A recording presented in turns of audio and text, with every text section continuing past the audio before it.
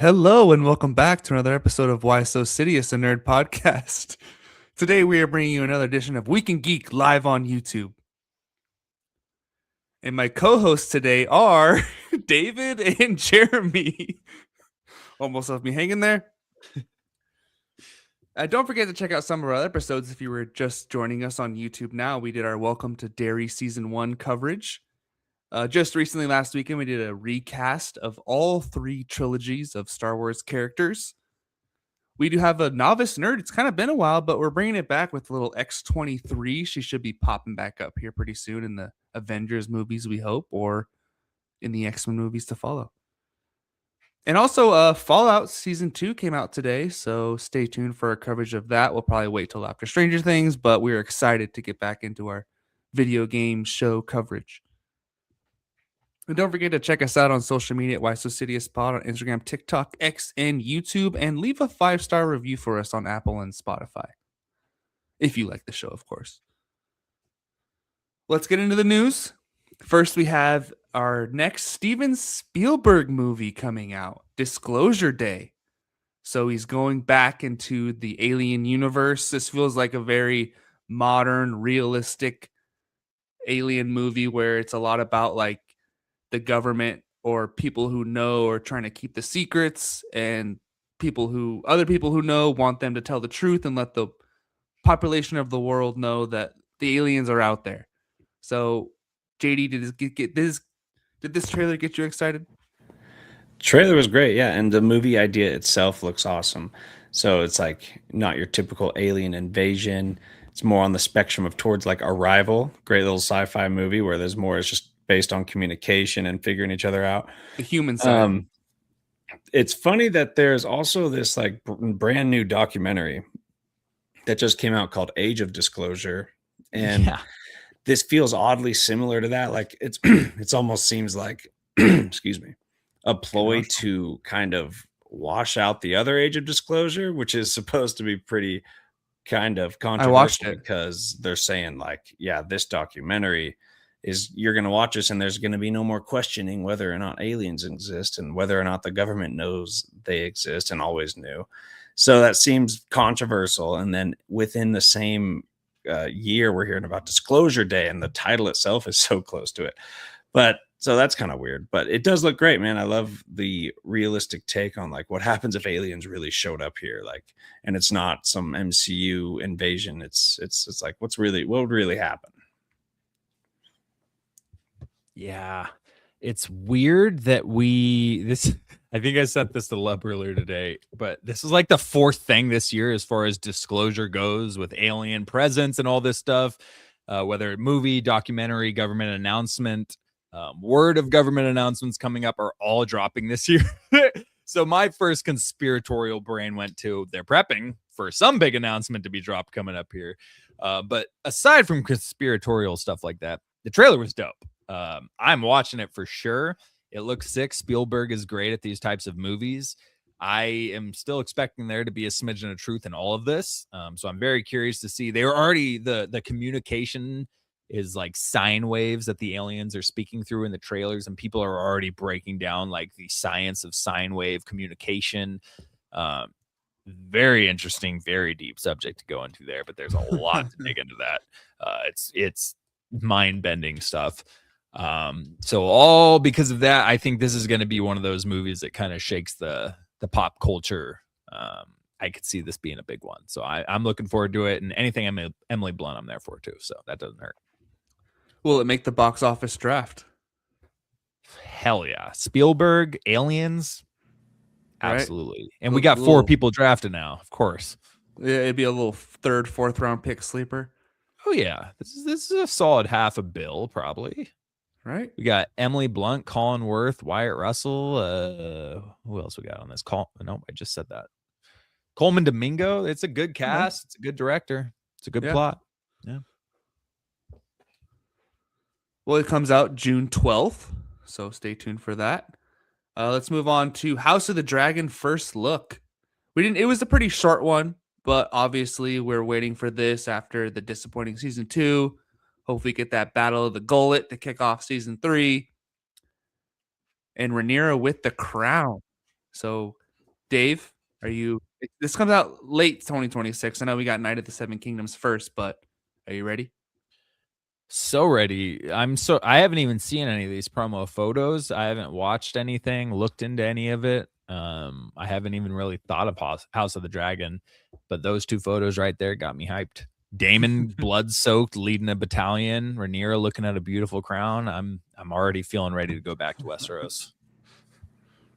Same. The season 3, I think, is going to be a banger. Even if season 2 was a little slow, we all didn't love it so much, but really looking forward to getting back with these characters. Right. Well, of course, we'll be covering that later this next year. I can't believe this year is already over. But let's move on to Marvel. We're busting through these today. Spoiler alert, first of all. I mean, the picture's already up there, but if you don't want to hear anything more about this, maybe skip ahead about 2 minutes and you will be saved with these spoilers, because there was a leaked trailer out that the first one I saw was someone recording on their cell phone in a theater. So it seemed like they were watching maybe Sinners or whatever IMAX movie it was out already. Apparently it's like the employees Sinners. there, like they'll have copies and they'll play it like behind the scenes, and that's who could take a photo, something like that, because it hasn't been shown publicly anywhere really. Well, they're Sinners saying came out like 6 months ago, didn't it? Well, they were saying that they were going to do the Odyssey prologue on the Sinners and One Battle After Another IMAX re-release or something. So maybe this was part of that too. But no, this might have been something else. It might have been an employee like JD said, but it shows Steve Rogers. He arrives at his home, the same one seen at the end of Avengers Endgame. He steps off his motorcycle, places his helmet on the bike, walk towards the house. It shows him looking at his Endgame suit as almost as if he's considering suiting up one more time.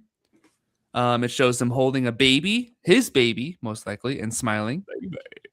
And then the screen fades to black, saying Steve Rogers will appear or return in Avengers Doomsday. So when it goes for trailers, I'm not a big fan of this. It seemed kind of, are we just going pure nostalgia? I'm kind of worried about Doomsday, honestly. I'm worried about it. JD? Yeah, I also have this concern because we are kind of really just relying on they're like Hail Marys, right? We're bringing back the big dogs. But at the same time, it's the Russo brothers who are just not going to miss in Marvel. Haven't missed yet, I should say. Another thing so overall, no, I don't love this. It just feels like an evolution of like the chair watch, just saying like this character is going to be in there. This character is going to be in there. And I'm worried now that the 4 trailers are just variations of this with different characters.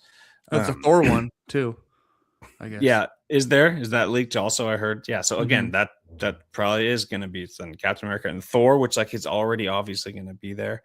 So at least this one like confirms that Captain America is in there, and it is like the 616 Steve Rogers that we left off with.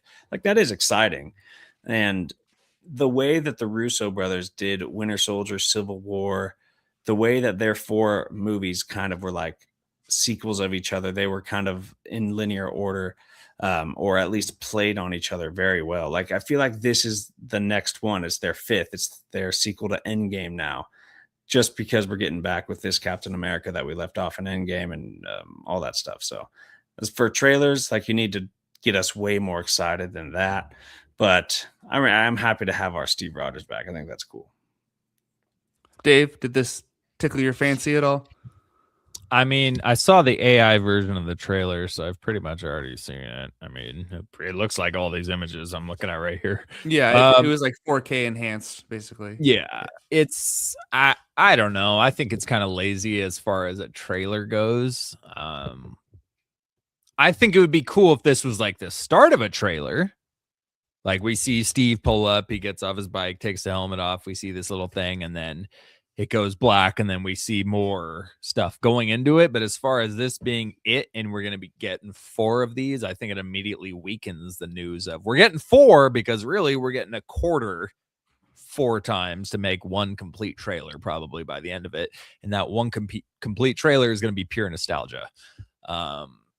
That's kind of the vibe I'm getting here, but maybe that's a little dramatic. I don't know. All in all, I'm not really I don't care much for it. I'm not worried about it, but it didn't get me hyped either. It's just kind of whatever right now. It's kind of like how their end credits feel now. It's just like watered down, just kind of Yeah, whatever, kind of a all right. reveal, and it totally isn't in line with that kind of vibe. Yeah. Right. Like we know everything before Endgame was a lot better, but we don't want to make the last 6 years just like pointless. Like we've been watching all these movies and shows for the last everything after Endgame, and they're just gonna say, "All right, you know what? We're going back to RDJ, Chris Evans, and Chris Hemsworth." Like, you know what? Shang-Chi, uh, Shuri, everyone else, you guys are out of here. The big dogs are back. You guys didn't work. Yeah. Like, sorry. We're going back to the classics.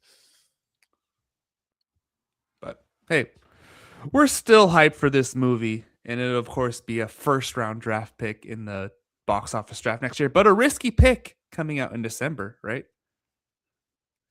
Yeah. It'll be $2 billion. It's like they guaranteed already- $2 billion.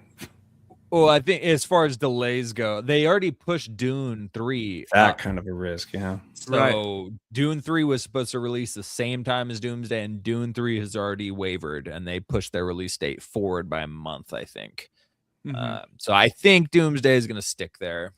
But yeah, as far we got to establish that rule as far as delays go for our next box office deal. Because like you want to say like, okay, you could have those points no matter what, but then it's like it's January now and we have to finish our box office results, so we can't just wait until March to figure it out. So like we did March when COVID and the strikes came into play and everything was getting delayed, but yeah, we'll have to figure that out. Yeah, and your championship has an asterisk, but we'll move on. We don't want to do that. One more Marvel topic. Black Panther 3 is reportedly set to release in 2028. That'd be post Secret Wars. Do we see the recast coming?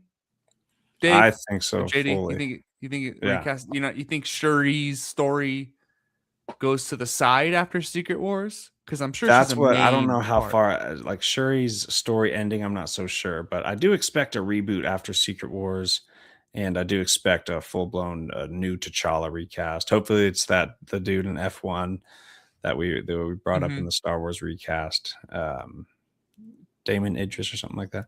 But yeah, I do fully expect a brand new T'Challa. I don't think Shuri's going to last as the character, even though I'd be fine with it. I like Shuri. Right. Yeah, I'd like to see the whole plot play out as far as Shuri is Queen of Wakanda, but T'Challa is the King of Necropolis. But there's kind of a divide there in Wakanda now, though that may be hard to get there, seeing as I don't know how you obviously you recast him as a variant because we already had a funeral for T'Challa, so you can't just recast him. So it's obviously going to have to be a T'Challa from another universe that they're bringing over, recasting, and then molding into our universe. So I guess even with that, you're not going to have the brother-sister rivalry between him and Shuri. So with that being said, I kind of just talked myself into, giving Shuri a back seat because it's not as good of a dynamic if they're not even related. There's two different universes or dimensions, Black Panther and Shuri there. So, I kind of don't think they're going to do it. I would love it if they brought the new Black Panther in from the Fantastic Four universe. I think that would be really cool. Wakanda exists over there. And there was a funny parallel. Black Panther's first appearance in the comics was in the 60s in a Fantastic Four comic, and that movie took place in the 60s. And that would be a really cool Black Panther to bring into it because they're going to stick around the 616. Their universe is toast, right? I mean, like, recast Fantastic Four or something. So I feel like they're sticking around the 616. Maybe they're Black Panther too, Do we think 616 is the main universe post Secret Wars though? Well, whatever the main, it'll still be 616 probably because it's just like the prime universe. Okay. Yeah, I think it will be too. And for that, I don't know, man. You recast Black Panther. You're not going to do another Black Panther standalone movie. I don't think. I feel like that'd be weird. It's a different Black Panther, but you're going to do another Black Panther standalone in the same universe, but he's from a different dimension and he's not connected to the Wakanda we know necessarily. I don't know. So I don't see them doing individual projects. So at most, like we see a Black Panther variant pop into these group movies. But like you're saying, the Black Panther 3 wouldn't be based on a Black Panther outside of the Yeah, main because universe. that's not Yeah, a of course. sequel. Yeah. It's a totally different universe, you know. His So, and son, a then? totally different cast. That's member. another thing. Good point. His son, That because may that feels work. like the perfect predecessor, right? Or Yeah. to fill the shoes there. His son, his name is still T'Challa. He grows up to be Black Panther, and it's Black Yeah. Panther's son. He's Black Panther now. They- It's T'Challa. And, It works. and they could still do Damson Idris as Yeah. T'Challa's son, grown up. which I forgot what his name was. They told us the name. That I would like that way more. Do the That'd be son good. of T'Challa. I'm there. But a variant or whatever with a recast, I don't see it. That's fair. All right, let's move on to DC. So you could catch JD and Andy live on YouTube and TikTok as well. The day the trailer came out, they talked about this. I think I'm the highest on this trailer out of the three of us. Is that right? Yeah. It sounds like it. Yeah. I don't know. I kind of like the vibes. I do get the Guardians of the Galaxy style of the trailer. I do see the problems that could cause, but I just kind of like the lower stakes, kind of fun vibes it had. So that was my thoughts from the first trailer. But Dave, we haven't heard. Have we heard your thoughts on the Supergirl trailer yet? No, I mean I texted into the live chat that Andy and JD were doing when they did the live reaction to it. But I had the same feeling as them. It didn't do much for me. The biggest part to me was Lobo, but we only saw him for 0.3 seconds. I would have liked to maybe get 3 seconds of him and reveal Jason Momoa. But I get it's a teaser. But yeah, it felt like a Guardians of the Galaxy spin-off trailer. Like a different character, but very same universe. Weapons look the same. Space pirates looking the same. And maybe that's just a case of the fact that they have very similar plots and they're both space journeys and all this stuff. And it's a space epic sci-fi kind of travel across different cultures or whatever. So maybe you have similar stuff. And I know he's not directing this. I don't even think he's writing this. I think he's just the producer on this one. But it did just come off as kind of a Guardian spinoff for me. But I'm not condemning it, but it didn't do anything for me. Yeah, I expected something different. Hearing how close it was going to be to the comic, even sharing the comic's title, because in the comic, it's very much like Guardians, only in the way where you feel like you're in deep, deep space, like just so far deep in space. But it's just the Guardians of the Galaxy style flashiness and stuff that you don't get from the comic, and it's just like we're kind of expecting James Gunn to bleed into these projects, but like we've already had a full-blown directed by James Gunn movie and a full season of Peacemaker, and then you kind of want something different from Supergirl, and for it to look like Guardians of the Galaxy was just kind of like, come on, are we doing, it's just a little too much James Gunnisms when the comic just feels so, it's like it's kind of a dark background. You're deep in space, and the different cultures we meet don't really feel like, with the colorful, flashy weapons and stuff. They do feel very distinct and unique on this journey to revenge, right? So it didn't capture the vibe of the comic. That's picky as the comic reader, but seeing it so much like Guardians of the Galaxy was a little disheartening. Made me worry a little bit. Even her character was so much like Star-Lord. But with all that said, I'm still really stoked about this movie. I still think the movie's going to be really good. And if it feels like Guardians the whole time, that's fine. I'll still be excited for that story. It's a solid story. But yeah, not my favorite trailer. And I do agree. I think you missed out by not showing us a full-blown Lobo, like facing off against Supergirl. Don't even have to exchange dialogue. Just like that's a money shot that you throw into your teaser that doesn't show us why or how he's there or anything about the plot. It's just Lobo and Supergirl. So, and Jason Momoa as Lobo is like one of your big selling factors here. Right. I did like the flashbacks of Krypton that they showed real fast. That could be a cool part of the movie. Yeah, and I liked her line, how Clark sees the good in everyone. I see reality, or something like that. Mm-hmm. Pretty solid line. No, it has the potential to be a good movie. Like I said, it could be better than Superman. Yeah, I'm thinking it might be. Yeah, well, hopefully we'll cover the comic. At least Dave will probably read it and cover it with us, and that'll make you excited. It's a really cool story. Nice. Yeah, weirdly, the trailer did nothing for me, but I still agree that it could definitely surpass Superman. But I didn't love Superman, so that's probably why. Right. We did get a quick in the same HBO kind of showed what they're releasing in 2026. We got our Lantern's first look. showed the two of them messing around, and then not Hal. What's the other one's name? John. John. No, Hal jumps out of the car and leaves John inside of it to figure it out as it goes off of a cliff. So this little kind of buddy cop aspect mystery going on here. What do you guys think of it? If you guys have seen Friday Night Lights, I love seeing Kyle Chandler in this role, but all I could see is Coach Taylor. I said that in text to these guys.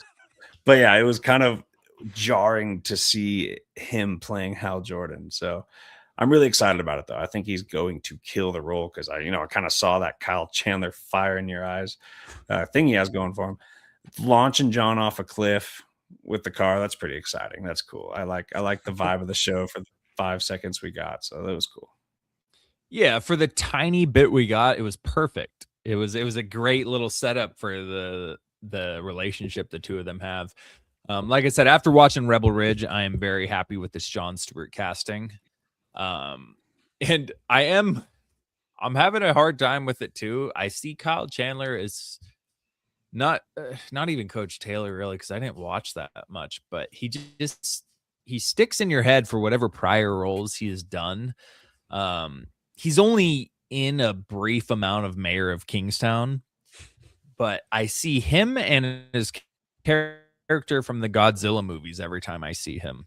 There's something about his face there, but I believe in his acting. I think he will sell us on the fact that it's Hal Jordan eventually.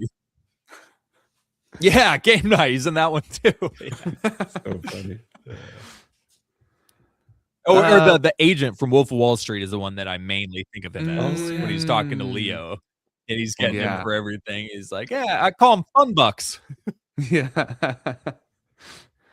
It was something I was clinging to at the beginning of the DCU announcements and stuff, but I'm starting to actually kind of believe it that he's going to be going into his parallax thing, like starting off pretty soon in the DCU.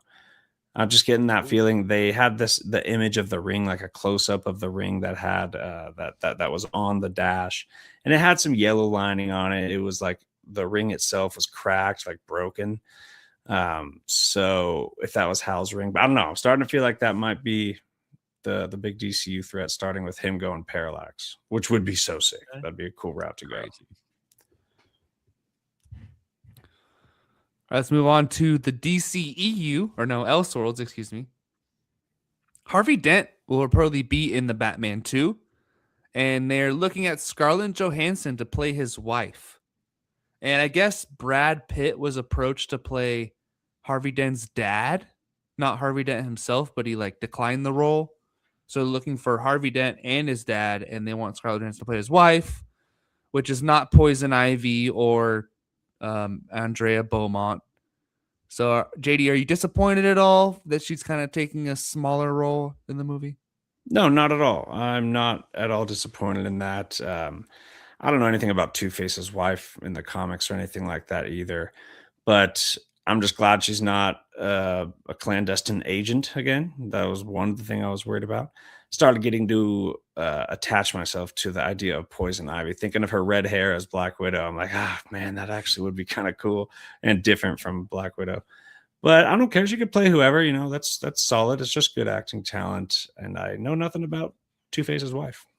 Yeah, never heard of her. Yeah, I gotta say, I'm bummed about the Brad Pitt thing. Not if he was gonna play Two-Face's dad, though. If that's what he was being hired for, I could care less if he's or couldn't care less. I thought he was gonna be playing Dr. Arkham or Hugo Strange, which I thought in a psychological villain role, Brad Pitt would have been incredible to be bringing into the Batman thing. But if he was just gonna be the father of Two-Face, then yeah, I don't care. And I gotta say, I like Scarlett Johansson. But unfortunately for me, I just watched Jurassic World Rebirth or whatever the most recent one is. And I have, oh my God, I didn't know she was becoming a male woman for her future career because good Lord, it was the most stale mailed in performance I've ever seen Scarlett Johansson have for me. So I watched that and was like, all right, I guess she can just be awful in movies if she doesn't really care enough. So I hope she tries in this one if she's going to be in it. But I have a feeling it's going to be a very small thing. I feel like there's a possibility she's not even in it by the time we get to there. It sounds like a waste of money. honestly. Yeah. Well, why? Why bring her in for a small role as Harvey Dent's wife? I don't get it. And it's like distracting almost. Scarlett Johansson in a Batman movie seems like that kind of takes some Yeah, credence away from the right. Gotham, the whole like getting soaked into the movie. It's like, oh, Scarlett Johansson, but like, so who knows? The only thing I'll say is she was in the Long Halloween for a good chunk of it. And so if she's going to be a character in this, it makes me think they're going the Long Halloween route with it. Harvey Dent's wife, you mean, was a big character Yes, in it. Yeah. right. Yeah. His wife was in the Long Halloween. That's the only time I've seen her in stories is in the Long Halloween. I don't know much about her outside of Okay. that, but and I've heard a lot of words saying that there's rumors the Long Halloween is going to be a big, I don't know. I can't think of the word, but as far as adaptation goes, it's going to be a big influence on the story. So that would line Okay. up. You got to think it would be. That's the same. I mean, it's just a murder mystery. A couple The murders. holiday gotta killer. detect- Yeah. yeah. It's going to be a lot like the Batman one if they do that. Yeah. Just a new killer. Right. It seems odd. I still see the Court of Owls, but I don't see them. I feel like they would want to save that kind I of. think that's the third one. DCU. Or that's the third movie. I don't even know if we're Yeah, getting you're the right. third one though. Good. But Yeah, if there ever they is. if they do there the ever Court of is. Owls, she should be one of the members. Like a That'd be femme cool, yeah, like a fatale kind of thing for Bruce Wayne that lures him Yeah. into the Court of Owls. Yeah, like one of the members of the court, like the Court of Owls, or even a Talon. Nah, that's Black Widow. Yeah. Secret agent. Well, whenever this movie comes out, it's 2027. Yeah, 2027. So still 2 more years. Because obviously the end of this year is stacked with Dune and Doomsday. Doomsday, excuse me. Let's move on to Star Wars. We got our Fate of the Old Republic teaser trailer for this game that's coming out very soon. It follows a new story and characters. It's not a direct continuation or sequel to the KOTOR games. It's just set in the same Old Republic era. The creator came out and said it's coming out before 2030, so maybe 2 years. But once again, Star Wars doesn't have a great track record. So, Dave, I know you gave your thoughts on this. Want to kind of reiterate them real fast? Yeah, was stoked to hear it. Didn't know it was coming out. It was a surprise trailer, which does not happen. So that was freaking awesome, especially for one of my favorite games of all time. Favorite Star Wars game for sure. But yeah, when they started talking about 2030, it kind of killed that hype. So we'll see. But again, just to reiterate, Casey Hudson's doing it. He did Knights of the Old Republic. He did Mass Effect. It's in the same universe, but it's not following Revan. It's a spiritual successor, as they described it. So if it was coming out in the next 2 years, I'd be absolutely stoked. My only hesitance is ever since they said, well, it's a new studio, so it could be 2030, at the earliest time we release. I'm very hesitant now because of what we've had with Star Wars video games. But my God, if it comes out in the next few years, I'm so hyped on this. Yeah, give me any. I mean, if the only Old Republic stuff they'll give us is in a video game, might as well take it. Plus, if you think of like the Fallen Order, that quality, but in the setting of the Old Republic using some Sith, that's gonna be dope. But yeah I guess don't hold our breath. I could tell when I saw the trailer, it had Eclipse vibes though, where you could tell there was no game footage, no work had been done yet. It was just like this AI almost pre-made trailer. So when it came out, I was excited, but at the same time, I was like, this doesn't look like a game that's close to coming out by the way this trailer looks. So I try to keep my expectations down when it comes to Star Wars, but we're still excited for this. But there is another game coming out that is coming out next year, and that is Star Wars Galactic Racer. And this is a high-stakes racing adventure. With the Empire gone and the galaxy rebuilding, the Galactic League is formed, an underground race scene where syndicates bankroll chaos and champions are forged. So I'm kind of excited for this. It seems like not like a big game that like Fallen Order or Jedi Survivor or this Fate of the Old Republic game, but it seems fun. Hopefully you can kind of really customize what type of ship you have, create a cool character, and then it's kind of like a almost a Need for Speed style Star Wars game where you like go around to different maps, and I don't know. I'm excited for this though. So, are you guys into this at all? Does perk your guys' interest? The first thing I think of, dude, is I don't know what happened to racing games in the past decade or maybe like 15 years. Like there's not been one in the past like that amount of time where it's a nice open world setting. I could upgrade my car, I could drive around if I want, I could go race if I want. Like your Need for Speed Underground and Most Wanted and stuff like that. Like what happened to that kind of racing game? Because we just don't have that. If you give me There's a that dressed in Star Wars colors, dude, then that would be really cool. But Yeah. in There's general, a I want a good racing game. Like what Right. happened to all that? I have a Need for Speed game. I think it's Need for Speed Heat. I think it came out like 6 That was years a ago. while ago, I think. Is it Heat or and it was like 20, it's whatever came out like 2019, but yeah, it's Yeah, basically just Gran Turismo and Need for Speed drop the same kind of type of game every year. Yeah, but they're nothing like the old ones. Like you can't. It's not open world. It's mostly online oriented. Right. Just not the same freedom, not the same fun. This What looks was fun, that though. Need for Speed game? You got to drive across country and hit every state on the way. Dude, the over. run. I love Was that what it game. was? Okay. It's yeah, only it was. it's a Need for P- Speed, the it's run. a PS3 Xbox 360 game, so you can't even Yep. get it on. I can't get it on my PS5, which sucks. Okay. Need for Speed Underground, Need for Speed 2 Underground was one of my favorite racing games So ever. good. Need for Speed is what made me aware of what a McLaren F1 was. And I was stoked on it ever since as a kid. But I gotta say, I don't really care about this Star Wars game. Doesn't do anything for me. Even if it was strictly pod racing, which that would have me a little more hyped, like they just did N64, which it looks like it's a modern day pod racing variation. Sebulba's in it. Yeah, Sebulba's in it. It's an underground, create your own craft, terrain racing. But yeah, they just don't do anything for me. Yeah, it just looks fun. It's nothing to. Yeah, I write just home haven't about. crazed a racing game in a while. So a Star Wars Galactic Racer, I don't care. But that's just me.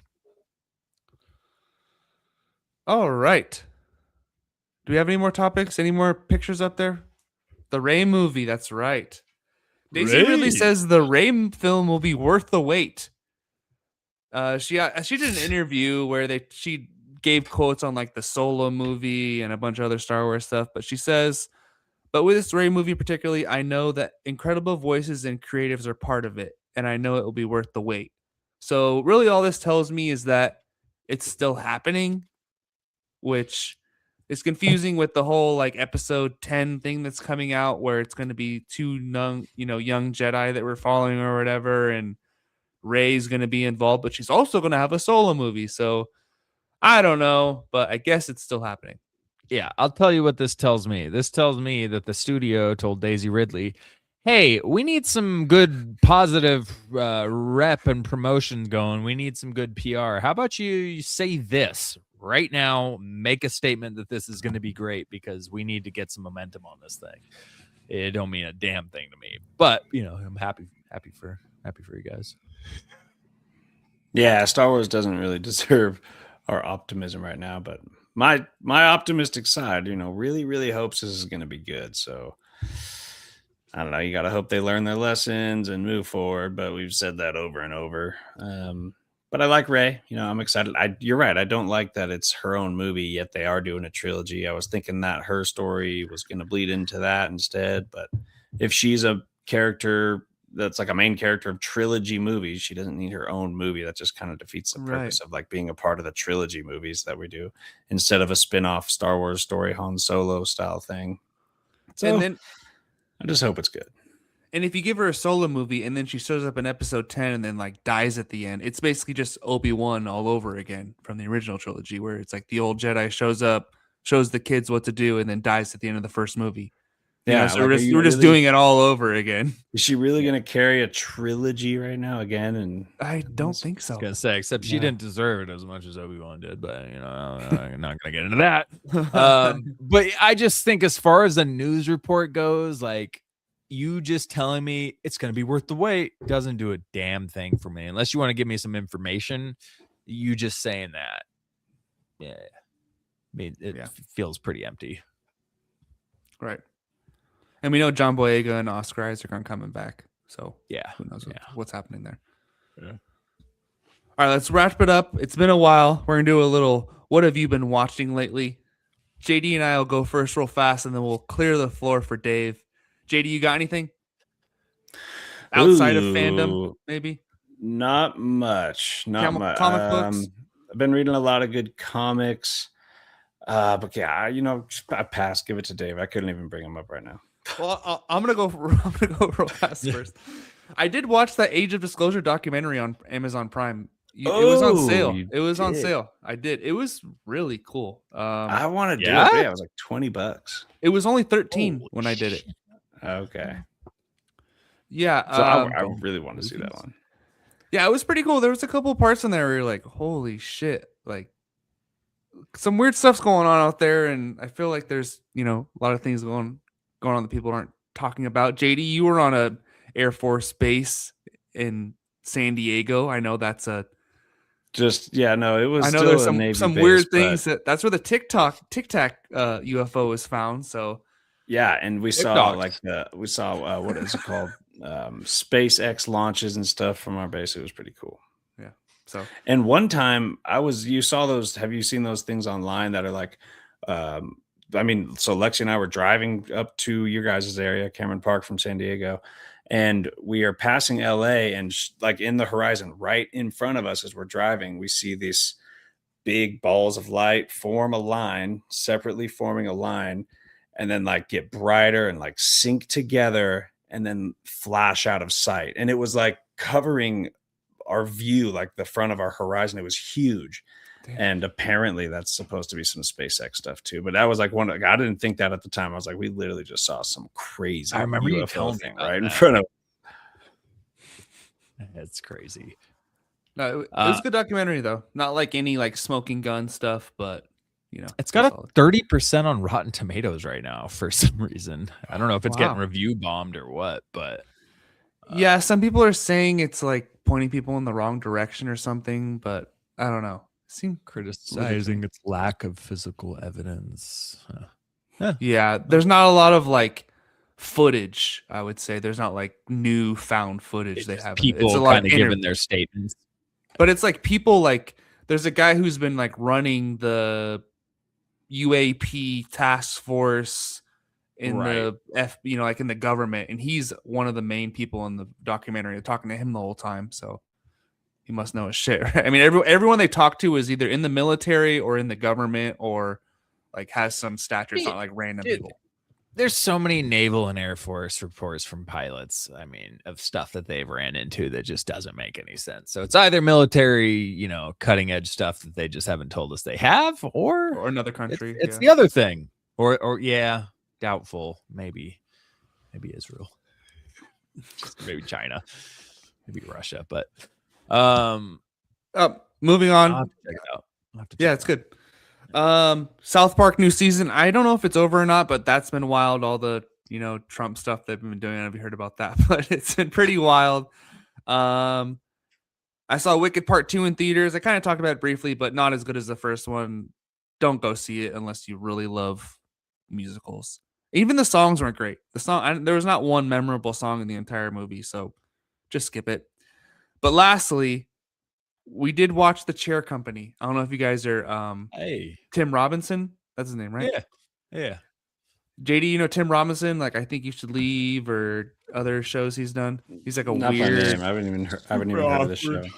Very awkward style of comedy. It's like where it's it's like a comedy thriller where he works for like this company that's like building a new mall. There's like a demonstration or whatever, and he sits down in the chair and the chair breaks on the stage and everyone's like, oh shit, and he gets hell embarrassed, and then he just goes in this whole like deep investigation into figuring out why that chair broke on him. But it's like there's this whole like conspiracy about like all this stuff going on.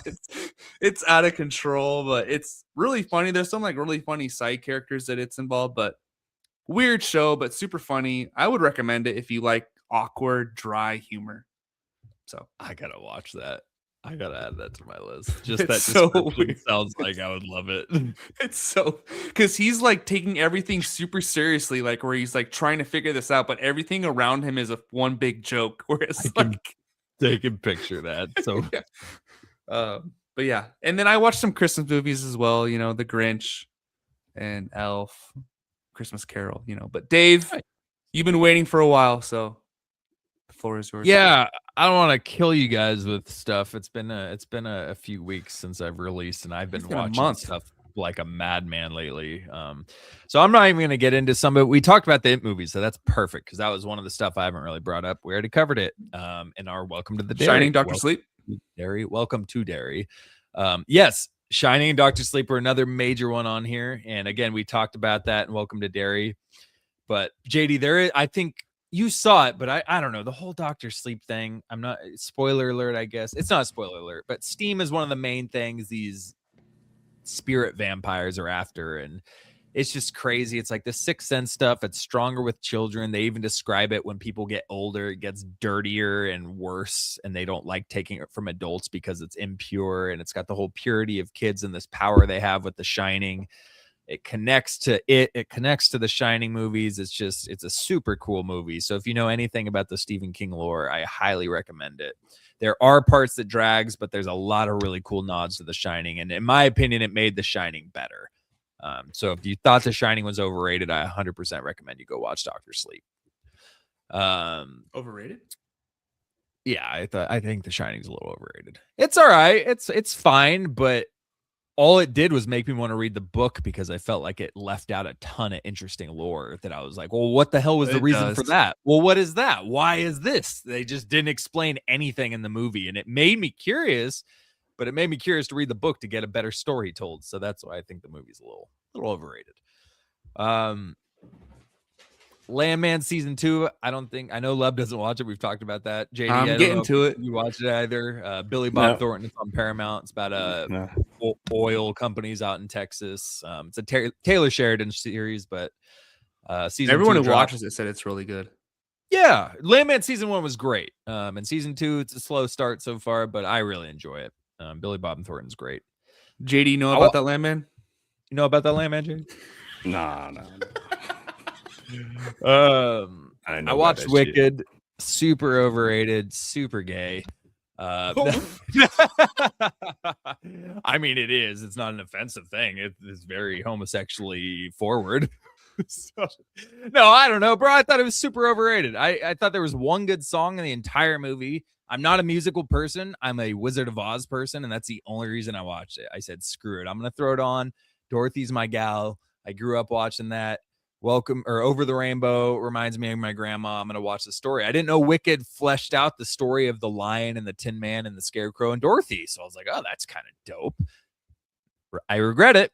2.5 hours of just the most mid music possible. They skipped over a ton of the storytelling that didn't make any sense. I knew the wizard was Elphaba's dad in the first minute of the movie. I don't know if that was supposed to be a reveal in the second movie, but it was pretty damn obvious. Okay. It was a reveal in the second movie, but it was also very obvious. As soon as she drank a green elixir, I was like, well, that's probably why the main character has green skin. Great. That's probably the wizard right there. Okay. The only song that was good was Defying Gravity. But that's an absolute banger. Still stuck in my head. Watched it like 2 weeks ago. Defying Gravity, great song. Overall, but it wasn't made for me. So I acknowledge that. It's not a movie that was made for somebody with what I'm looking for. But I thought it was just awful. Speaking of awful, Eddington, Pedro Pascal, Joaquin Phoenix. It's basically just a COVID movie. It's just about COVID and sheriffs and mayors arguing about COVID protocols. So a little annoying. I definitely wouldn't have want to watch it when it released, when COVID was fresh, because like, why would you want to continue to see people argue about COVID? I think it just came out last year. Yeah, it was only like a year ago. I guess it wasn't that close. But it was okay. Third act got crazy, and then it was one of the worst endings to the movie I've ever seen. Just nonsensical, unnecessary. Last 5 minutes, we just see Joaquin Phoenix's penis flopping around for no reason at all. They just threw it at me in the last 5 minutes. A24 likes that. Just cool. That was necessary, right? That was assault. So A24 likes to do that where it's like a slow build up to the end of the movie, and then there's like this big crescendo, but wasn't worth it. Was there like crazy violence at the end or anything? Oh, the third act was insane. Yeah, there was insane violence in the third act. The Okay, third act okay. popped off and turned into just absolute chaos. But then the last like 10 minutes was just like random disconnected. Like, whoa, how do we get here? What are we doing? It was weird. And then Lord of War, Nicolas Cage, great movie. Only other thing I want to talk about was Frankenstein, Guillermo del Toro, Netflix project with Oscar Isaac, Jacob Elordi, Mia Goth, who else? Christoph Waltz. It's pretty stacked cast. It was pretty good. I really liked it. I enjoyed it. It was not what I was expecting, but I thought it was done really well, actually. I really liked it. It was very long, but I didn't mind it. It felt like it was done very well. No, I gotta watch that. I started it. It was kind of slow to start, Okay. and I just wasn't really in the vibes. But I'm definitely gonna go back to it. Oscar Isaac did great. Jacob Elordi did great as Frankenstein, or he's not Frankenstein. Sorry, he's the monster. That's the whole thing, but he's not the monster really. But it's good. Yeah, no, it was a good rendition of the story we've heard told for 30 years. It was good though. 100 years. So that's yeah. For us, 30. For everybody else, good God.